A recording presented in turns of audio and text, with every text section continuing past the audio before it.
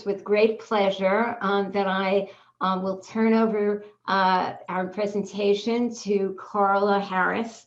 Carla, given our mutual interest, we identified Carla a couple years back as being someone that we felt was important for the Women's Venture Capital Fund to know. And as luck would have it, two of our advisors, namely Eileen Lang and Reggie Van Lee, have had longstanding relationships with Carla. And yes, Carla is another HBSer. That is a common thread uniting many of us here this morning. She's had a remarkable 30-year career at Morgan Stanley across wealth management, investment banking, helping to raise money privately in public markets, private markets, merger and acquisitions, transactions. And in recent years, and the real reason she's invited here this morning is because of her leadership spearheading major initiatives around diversity and inclusion for women and multicultural entrepreneurs. So Carla, welcome to the Women's VC Fund annual meeting. Thank you for making the time. Well, thank you very much, Edie, for that introduction. And good afternoon and good morning to all of the family of the Women's Venture Capital Fund. It is really an honor to spend a few minutes with you to talk a little bit about what we've done about the problem. The problem as defined as women receiving less than 4% of traditional VC dollars and people of color receiving less than 2%, depending on your sources. And in 2014, James Gorman, our chairman and CEO, said to me, I'd like you to lead up the multicultural client strategy for Morgan Stanley. I want Morgan Stanley to be seen as a firm that really engages productively and constructively with multicultural constituents. And my answer was, thank you very much for your confidence, but what does that mean? What does it look like? And he said, well, I'll tell you what it isn't. It's not traditional D&I because that's HR's job. It is not philanthropy because we have all the right relationships and fund some amazing organizations through the Morgan Stanley Foundation, but it is as commercial as the rest of our business. And you should tell me what that looks like. And so I went off with a blank sheet of paper and frankly created three major products that I would like to talk to you about. The first, I'll be quick because we're not going to spend any time on that today, and that's the Senior Multicultural Leaders Conference. It is still the only conference after 5 years in the marketplace where the most senior African Americans, Hispanic Americans, Asian Americans, American Indians get together for a business conference, not a diversity conference, a business conference where topics are the global capital markets, this year's imperative in the boardroom, cybersecurity and counterterrorism, protecting customer data, and so forth and so on. The second product I'd like to talk to you about, and it is germane to our conversation today, and that is a podcast. We started again from a blank sheet of paper in 2018, a podcast called Access and Opportunity. And the reason that we did that is that we wanted to elevate and amplify the conversation around the inequity of the distribution of capital to women and multicultural entrepreneurs. I'm sure you all know, because you are all practitioners and investors and asset allocators, that when you ask a fund or you ask people who are investing in the space why they don't have more companies in their portfolio that have been started and led by women, or more companies that have been led by multicultural entrepreneurs, the general refrain, even in 2021, is, I can't find any. How big is that market? So our thought was, why don't we put a playbook in the marketplace so those who are entrepreneurs and are trying to figure out how to access this capital can listen and learn from those who have done it successfully. We also wanted to target asset allocators who say they can't find any, and have as guests on the podcast people who have invested very successfully in women and people of color, so that those who are listening might find out what's their playbook. How did they get themselves in the traffic? How did they become a part of the ecosystem and be able to get that kind of deal flow and be assured that there is not a supply problem? And then the third constituent that we wanted to speak to in this podcast were actually policymakers, those who are driving economic development offices in cities and states, and maybe even at the federal level, who are trying to figure out what are the right programs, what really does work, how can we scale success, that they could hear from those folks who have done it in the city of New Orleans or in Newark, New Jersey, or in the state of New Jersey, for example, just to give you a few names. They can hear from them how they have done it and therefore extract a playbook. So the whole point of the Access and Opportunity podcast is to put a playbook in the marketplace in the hopes of eradicating the excuse, I can't find any, or how big is that market again? And then the main thing that I'd like to talk to you about is the Multicultural Innovation Lab. That is the third leg of the stool, and that is the third product that I created. And it is an in-house accelerator, very much like Y Combinator or Techstars. And we bring in what has been for the last 4 cohorts, 10 companies a year, but we're doubling down on that. And in 2021, we will bring in 20 companies into the lab. And we give them 3 things. We give them cash, we give them content, and we give them connection to some of our larger investment banking clients. And the content is specifically designed to help them develop from being a founder to a CEO, because as you all know, there is very much a difference. And I will tell you that as I have reflected on 4 cohorts in the lab, and as I was saying to a potential partner yesterday, you know, traditional VC track records are they have 1 company that makes it out of 10. Where we have had the opposite result. In the first class of 5, we had, I'd say 5 for 5. 1 company was sold 7 weeks after being announced that they were in the lab, because part of what we're trying to do is raise the level of visibility on these companies, and a suitor came calling. Another company raised one of the largest Series A's of an African-American female founder. A third did a successful coin IPO when that market was open. A fourth was sold about 3 months after they left the fund. And then a fifth actually graduated into another prestigious accelerator where they're clocking on 100 million of sales now. So 5 for 5, first time out. And as you all know, early stage investing is not our bailiwick. We generally, when we do private placements, these companies are truly pre-IPO. And I want to underscore the fact that there is not a supply problem. The very first year, we didn't advertise on the internet, we didn't put up billboards, we didn't put anything on TV, nor did we go on CNBC and talk about it. We simply went on, as I like to call it, the Whisper Network. My partner, Alice Vilma, and I simply went out to folks and said, hey, Morgan Stanley is going to start an accelerator. If you know someone that's pre-Series A and it's a tech-enabled company, we are industry agnostic, but it must be tech-enabled, and it must have a person of color or a female that's in the C-suite. Preferably, that's the founder and driving it. But we will look at a CTO, we will look at a CFO, we may look at a COO, for example. 2 weeks, ladies and gentlemen, 2 weeks on the Whisper Network, and we had 100 submissions for 5 spots.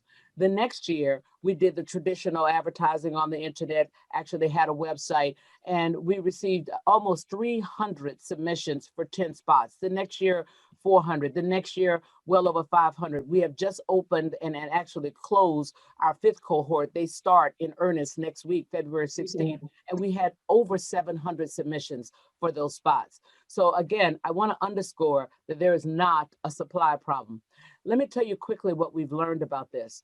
Dealing with early stage companies, as investors, we realized that there were a few other things that you needed to think about when making those investments. Yes, we wanted to figure out whether or not it was a $1 billion opportunity. Yes, we wanted to figure out whether or not this was a great founder, someone who could actually be coached. But we also started to discern around where could we really be helpful. There are a lot of great companies, a lot of great business plans, a lot of good entrepreneurs, but we wanted to bring people in the lab where we thought we had something special that could make a difference with that company. I like to call it the superpower. What is Morgan Stanley's superpower, and how can we help those companies markedly advance and scale their businesses? And that became one of our criteria. The other thing that I've learned personally is when I am assessing the entrepreneurs, I look for what I call the 4 R's: the risk tolerance, the resilience, the resourcefulness, and resistance. And what I mean by resistance is style drift. One of the things that I learned when I was chair of the National Women's Business Council under President Obama, as I traveled around the country and I looked at small businesses that were started by women, so often early stage businesses, if they have one core competency and somebody comes and they want to do something that's slightly different, and because they have capacity, they'll say, yeah, I can do that. And someone else comes that's off the core competency and they say, yep, I can do that. But then when a large order comes that's right in their core competency, they no longer have any capacity. So I ask questions to make sure that this person is going to be deadly focused on what their unique offering is to the marketplace. The other thing that I make sure of is that I'm comfortable that this is the entrepreneur that is the rightful owner of this opportunity. And if the answer is no to that, then that certainly gives us pause as investors. And then lastly, in my 2 minutes, I want to give a comment around what it takes to really sustain an effort, especially around diversity and inclusion, and now equity and belonging, especially at the corporate level. And I am applying this lens to these early stage companies. It takes intentionality, accountability, and consistency.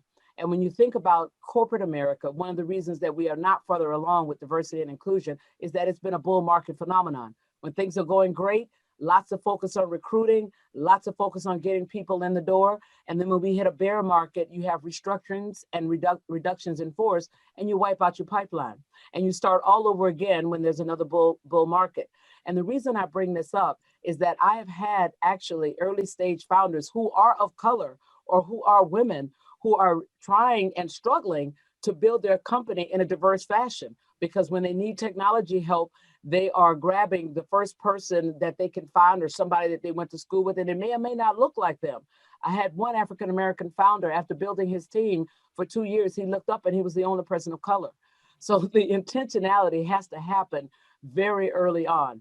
And with that, Edie, I think I have used my full 10 minutes. I think I'll stop right there and ask if anybody has any questions. Yeah, a couple of questions, Carla, if we may. When you say the rightful owner, I mean, I understand intuitively what you mean, but how do you ascertain that? Because yes, what we're trying to figure out is whether or not the entrepreneur feels like they have either a team, a process, a product that no one else will be able to come in and disrupt or disintermediate them.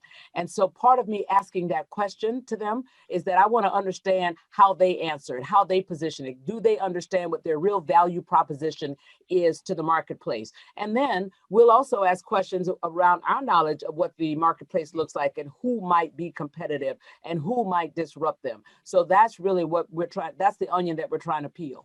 Got it. Got it.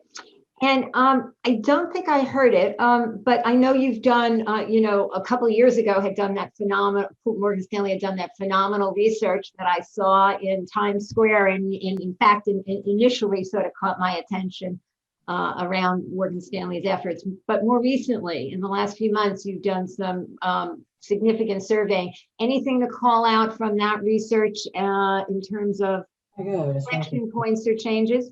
Yes, thank you so much for that question. I will tell you, I was really excited about the survey results this year, because we specifically asked the question, did Black Lives Matter change your perspective as investors? And I will tell you that there were 3 things that came out of that were encouraging. Number one, the answer was yes, and people made a commitment that they were in fact going to be intentional about trying to find companies that were founded by multicultural entrepreneurs. Number 2, and this was big, 75% said, hey, we do believe that you can invest and have an intentional investment thesis around women and folks of color and really do well. And that's so important, Edie, because as you know, it took almost 10 years in the ESG space. Yeah. The whole conversation was, oh, can you really invest and do well and do good at the same time? And the fact that they have come to this conclusion at this point, I was pretty excited about that, because that takes away any argument of, underperformance, or might not be able to do it. And then the third is that they acknowledged that they needed more women and people of color at the investing table. And so I was very excited about that. Understood. So Susan, can you just call 1 or 2 other questions before we, unfortunately, Yeah, got to wind up. But I know there are a lot of questions coming in for Carla. Yes, there are a lot, and the consistent theme is great presentation. Thank you. Marcy Sims asks if you are seeing serial entrepreneurs amongst your cohort. Yes, thanks so much, Marcy. And hello, by the way. No, we have not seen a lot of serial entrepreneurs. Most of the people that we have seen coming through our lab are people who are starting for the first time. Now, we do have someone who is coming through this year who has actually started a company, sold it, and now she's on her second company. And we have had 2 or 3 among those that have applied, but I wouldn't say enough for me to say, wow, yeah, we're seeing a large number of serial entrepreneurs.